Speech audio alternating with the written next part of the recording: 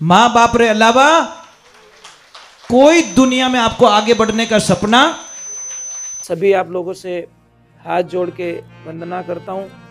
हमारा जो चैनल है श्री सोनू महाराज, वो चैनल जरूर सब्सक्राइब करें और इन वीडियो को शेयर करते रहिए। सभी देवी देवताओं की एक बार बोलो राधे, और नाचने वाले भक्तों की। एक बात थोड़ा व्यापारी वर्ग के लिए, थोड़े आवाज मत करजो, थोड़ी मेहरबानी करजो। मैं आपसे एक निवेदन कर रहा हूं, व्यापारी वर्ग के लिए, जिनको विश्वास है वो ही करे, जिनको विश्वास है वो ना करे, इतना ख्याल रखें, नहीं तो आपका टाइम बर्बाद हो जाएगा। जिसको भी कोई धंधे की प्रॉब्लम है, चाहे घर के क्लेश की कोई प्रॉब्लम है या अशांति का वातावरण है, तो अभी ये 20 और 21 तारीख आ रही है, अमावस्या पड़ेगी उस दिन। शाम के टाइम में एक नारियल लेना, श्रीफल, उसको थोड़ा छील देना और थोड़ी चोटी रखते ना हम लोग एक साइड में, पूरे घर के बाहर निकलिए और घर के सामने मुंह करके उसको नारियल को 21 बार ऐसे मेन गेट पे घुमा के, राइट घुमाना, क्लॉकवाइज राइट, ऐसे मत घुमा देना, राइट घुमा के उस नारियल को वहीं तोड़ दो। फिर दोनों हाथ में वो ले लीजिए आधा आधा, परंतु उसको करना क्या, ऐसे फेंकना है, ऐसे विपरीत दिशा में, मतलब राइट वाला लेफ्ट और लेफ्ट वाला राइट में। और भगवान को बोलना है प्रभु हमारे घर में जो क्लेश है, प्रॉब्लम्स है, वो सारी आप लेके जाइए। और किसी को धंधे की कोई प्रॉब्लम है तो आंवले का जो वृक्ष होता है उसके पास में जाओ, थोड़ी हल्दी चढ़ाइए और दोनों हाथों में पानी लेकर ऐसे कलश को लीजिए, पूर्व की तरफ मुंह करना ईस्ट फेस में, और उसमें पानी चढ़ाना है आंवले के पेड़ में हल्दी के ऊपर, और एक नाम बोलना, हरि हर महादेव। खाली महादेव नहीं, हरि हर महादेव बोल के वो नारियल उसमें आंवले में पानी चढ़ाना। आप कल्पना नहीं कर सकोगे कि हमारे घर में इतना अच्छा, हमारा धंधा इतना अच्छा चल रहा है, बढ़िया चल रहा है और अच्छा चल रहा है। जैसे किसी ने नई दुकान की हो, पुरानी दुकान बहुत अच्छी चल रही है, नई दुकान कम चल रही है, तो आपको कुछ नहीं करना है, शनिवार के दिन अपनी पुरानी दुकान से एक लोहे की कील निकालिए, कहीं से भी लोहे की होनी चाहिए, फर्नीचर में लगी हुई कील को निकालिए। वो कील चुपचाप बोल के भगवान शनि को बोलना, है शनिदेव जितनी कृपा यहाँ पे की आपने, इतनी कृपा मेरी नई दुकान पे भी करना है और मेरे साथ में चलो। ले जाकर उस कील को गले में डाल दीजिए या कहीं भगवान के दरबार में रख लीजिए। आपकी जिंदगी में इतनी खुशी आएगी जिसकी कल्पना नहीं कर सकते।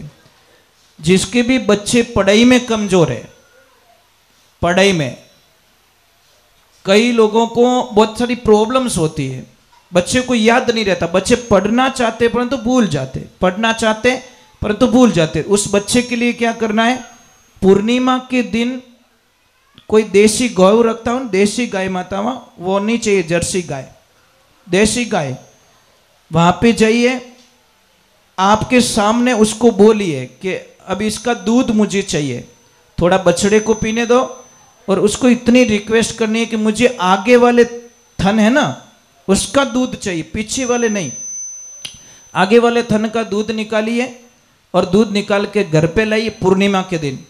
फिर घर पे लाके खीर बना दीजिए, ड्राई फ्रूट जो भी डालना है, उस खीर को कम से कम 1-2 घंटे तक चंद्रमा का प्रकाश दिखाना है और फिर उस बच्चे को आप खिला दीजिए।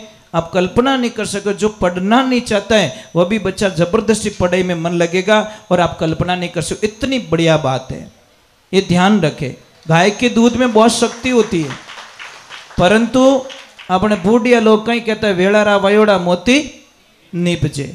एक बात का ध्यान रखना, इस दुनिया में सारे लोग, आपका पार्टनर, आपका भाई, आपका सगा, आपका मित्र, आपका पड़ोसी, इनमें से कोई नहीं चाहेगा कि ये आदमी मेरे से आगे निकले। आपका पार्टनर कभी नहीं चाहेगा कि मेरे से अलग होने के बाद में मेरा पार्टनर मेरे से डबल कमाए। आपका दोस्त कभी नहीं चाहेगा कि मेरा दोस्त मेरे से ज्यादा कमाए। आपका भाई भी चाहेगा कि वो मेरे से पीछे रहे, आगे ना जाए।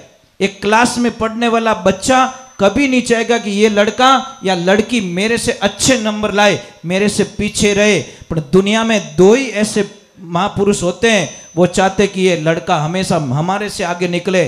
वो कौन होते? पेरेंट्स। माँ बाप रे अलावा कोई दुनिया में आपको आगे बढ़ने का सपना, आशीर्वाद नहीं देंगे।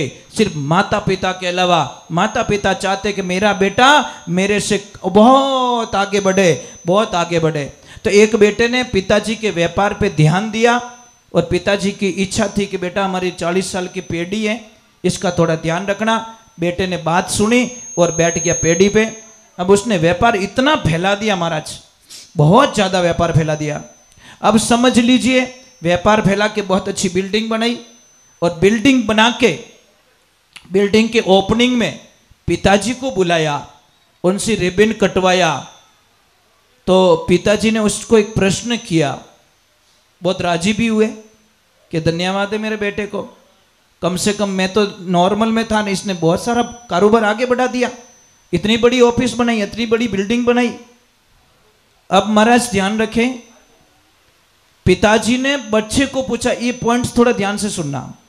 पिताजी ने बेटे को पूछा कि बोल बेटा, इस दुनिया में सबसे ताकतवर व्यक्ति कौन है? बेटे ने तुरंत बोल दिया पिताजी मैं। पापा रो मुंड उतर गो, क्यों तो गड़बड़ रहेगी। फिर थोड़ा ठंडा दिमाग से पूछा कि बेटा इस दुनिया में सबसे ताकतवर व्यक्ति कौन है? तो उसने तुरंत बोल दिया पापा मैं। पापा ने बोला अबे मारवाड़ हाल नो छोको, अपनी सीट तो गई भाई, अबे हटो। पिताजी की आंखों में आंसू आ गए साहब। जैसे पिताजी नीचे उतरे, पर क्यों बेटा ने एक बार और पूछ लो। कितनी बार? लास्ट बार पूछ लो। वापस पूछा कि बेटा इस दुनिया में सबसे ताकतवर व्यक्ति कौन? कि पिताजी आप। पिताजी आप। तो पापा ने बोला बेटा 2 बार जब पूछा तो तूने बोला मैं हूं मैं हूं, मार तो कालजू काट दियो कि पापा उस वक्त में आपके दोनों हाथ मेरे कंधों पे थे, इसलिए मैं दुनिया का सबसे ताकतवर व्यक्ति था। जैसे ही आपके हाथ हट गए आप 1 बन गए, मैं 0 बन गया। इन्हें वास्ते जिन माते माँ बाप रो हाथ कंधों माते है ने, उससे बड़ा ताकतवर दुनिया में कोई हो नहीं सकता। इन्हें वास्ते महापुरुषों, आप कितना भी कमा लेना, कितना भी कुछ कर लेना, पर माँ बाप ने मत सताई जो। बेचा बटो रियो, कोई बोलता हमारे बिल्डिंग आई, कोई के गाड़ी आई, कोई के वो आयो, कोई के कंपनी आई, और एक भोलो आदमी के गेला मारे को ने मारी माँ आई रे, मैं दुनिया में सबसे लकी आदमी हूं, मेरी माँ मुझे मिल गई। ना गाड़ी चाहिए, ना बंगला चाहिए, ना कुछ चाहिए। महाराज एक ध्यान रखना, औलाद बीमार हो जाती है तो माता पिता सारी प्रॉपर्टी गिरवी रख देते हैं, अपनी एफडी तोड़वा देते हैं, अपनी सारी कमाई तोड़वा देते हैं। पर जब पापा मम्मी बीमार रहे तो सब थोड़ी शंकाएं घुस जाती है। कैसा 12 साल रह गया मने सेवा करते हैं, हमें तो नैन क्यों ही करी। अरे बाप रे, एक आदत छोड़ दो आपकी। कहीं के माँ बाप मारे भेड़ा रहे वो शब्द छोड़ दो साहब। कहीं के वो मैं माँ बाप रे भेड़ो रहूं, जिन दिन ओ बोलोला उन दिन आप बहुत सुखी रह जाओला। हमारी क्या औकात है जो माँ बाप ने आपो भेड़ा राख सको? यूं बोलो ने बेटी रे बाप के मैं माँ बाप रे भेड़ो रहूं। कई लोग का मने के महाराज मैं गाय को गोद लेके आया हूं। अब धारो बाप दादा ली कहीं गाय को गोद लेना 3 लोग के देवता नहीं ले सकते, तू क्या ले सकता? ऐसे बोलते मैं गाय की गोद गया हूं, आज मैं गाय को गोद लेके नहीं आया, मैं गाय माता की गोद चला गया, तो वो तो शुभ था। पर वो कि गाय को गोद मैंने ले ली, अरे बेटी रे बाप, ब्रह्मा विष्णु महेश की भी ताकत नहीं है जो गाय को गोद ले सके। अरे इतना बोलते गाय की गोद गया हूं मैं, तो वो तो शुभ होता। महाराज कई लोग क्या करते हैं, अभी हमारा कुछ दिनों पहले कोई किसी ने सत्संग बुकिंग करवाई और हमें पूछा कि महाराज ये तारीख है लिख दीजिए, और नाचन वाला हाथ आई कि नहीं आई। मैं बोले क्यों? कैसा कोई हनुमान जी पढ़न नाचे, कोई महादेव जी पढ़न नाचे। मैंने बोला सत्संग कैंसिल करो, आई नॉट एक्सेप्ट, नहीं, नो एग्री, मैं ये नहीं कर सकता। अरे मारी कहीं औकात जो हनुमान जी नचाई सकूं, मारी कहीं औकात जो महादेव जी ने मैं नचाई सकूं। अरे भोला आदमी थोड़ा तो दिमाग यूज करो, महादेव जी को मैं नचाऊंगा? मैं इतना बड़ा बन गया क्या? मैं हनुमान जी को नचाऊंगा, मैं माता जी को नचाऊंगा? अरे क्या खेल कर रहे हो तुम लोग? माता जी हम ही थे नाचो भाई, महादेव जी हम ही थे नाचो, हनुमान जी हम ही थे नाचो, तो थोड़ो बेड़ो पार होवे, नहीं तो आज होवे ने कोई काल होवे। हम तो भैरू जी के सामने, भैरू जी के वो पता नहीं क्या क्या बन के भैरू जी को नचा रहे हैं। इतने बड़े हो गए हम लोग कि भगवान को नचाने लग गए। साहब ये बहुत ही गलत चीज है, इन्हें वास्ते ये सारी बंद होना चाहिए, ये अच्छी बात नहीं है। भगवान की हंसी उड़ती है, भगवान की मजाक उड़ती है साहब, और हम एग्री करते तालियां बजाते हैं, मजा आता है। मैंने बोला ना मजा मत लीजिए, मजा थोड़ी देर का है, आनंद लीजिए। चलो एक बार जय बोलते, बोले आई मात की, बोले नवदुर्गे मात की। नाराज तो नहीं हो? थोड़ा हैंट अरे जो क्यों बात उड़ी हो है, हल्का हल्का हैंग, भारी भारी रही जो को पड़ियो रही, हल्को रिवसरी बात नहीं है साहब। मेरे गुरुजी ने क्या बोला कि बेटा जीवन चाहे 2 दिन का ही हो, पर होनो चीज आनंद रो। समझ में आई नहीं? 1 साल 2 साल जी ले, चाहे 100 साल जी ले, आखिर है तुझको जाना, आखिर तुझे जाना है। मेरे गुरुजी कहा करते थे कि बेटा 100 किलो चांदी मत खरीदना, 1 किलो सोना खरीद लेना। तो अज्ञानी थे, मूर्ख थे हम लोग। जाके गुरुजी को बोला 99 किलो का घाटा क्यों करवा रहे हो? गुरुजी ने बोला 1 किलो सोने का 60 लाख बनता है, 100 किलो चांदी रही 60 लाख बने, तो 99 किलो बोझ लिया क्यों फिरे? समझ में आ गया। तो हमने 100 झूठ बोलने से बढ़िया एक सच बोल के मरा जाए, आनंद उसी में होता है महाराज। क्यों रोज मरूं यार, रोज झूठ बोलूं, रोज मरूं, इससे बढ़िया एक दिन मर जाए, क्या फर्क पड़ेगा? परंतु मरना अच्छा है यार। मरना स्वामी विवेकानंद जी का जैसा होना चाहिए, मरना महाराणा प्रताप जैसा होना चाहिए, मरना शिवाजी जैसा होना चाहिए, मरना महारानी लक्ष्मीबाई जैसा होना चाहिए, मरना सुभाष चंद्र बोस जैसा होना चाहिए, मरना भगत सिंह जी जैसा होना चाहिए। आनंद उसको कहते, संसार में आए कीड़े मकोड़ों की जैसे मर गए, उसको मौत नहीं कहते। मौत भी इतिहास के पन्नों में लिखी जाए, उसको मौत कहते महाराज। क्या आए, क्या खाए, क्या पहने, ये हमारा वर्चस्व नहीं है। हमने देश के प्रति कितनी जागृति है, देश के प्रति बात कितनी करते हैं, देश के प्रति हमारी भावनाएं क्या है, वो मायने रखता है। पर्सनल जिंदगी, सेल्फ जिंदगी हमेशा दुख देती है। और जब आप आउट जाते हो, देश का सोचते हो, मातृभूमि का सोचते हो, तो आनंद कुछ और आता है। ये जिंदगी में ध्यान रखिए। अरे 2 दिन का जीवन यार। यहाँ पे कोई ऐसे बैठे हैं माँ भारती के सपूत, जो अपने बेटे के जन्मते ही मन में ये शपथ ले ले कि इस बेटे को मैं फौज में भेजूंगा, बॉर्डर पे भेजूंगा इस बच्चे को मैं। है कोई देवी यहाँ पे? बहुत बहुत धन्यवाद आपको, एक हाथ ऊपर हुआ है, धन्य हो गया मैं। ये होना चाहिए यार, सपना ये होना चाहिए। क्या मेरे लिए वो बनाऊं, वो बनाऊं, वो बनाऊं? अरे ये तो सोचो, ये भगवान मुझे ऐसा बेटा देना, ऐसी बेटी देना जो बॉर्डर पे जाके, डंके की चोट पे जाके मेरी मातृभूमि की रक्षा कर सके। नहीं तो मेरा धरती पे आना सार्थक। धरती मारो कर्जो तो उतारो कि नहीं उतारो?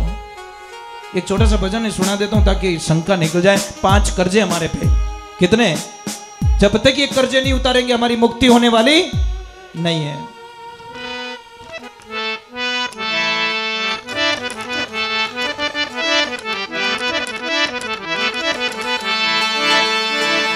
बोलिए श्री भगवान की, बोलिए आई मात की।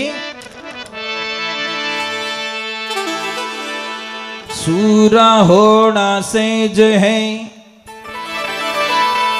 सूरा होना सहज है, तो घड़ी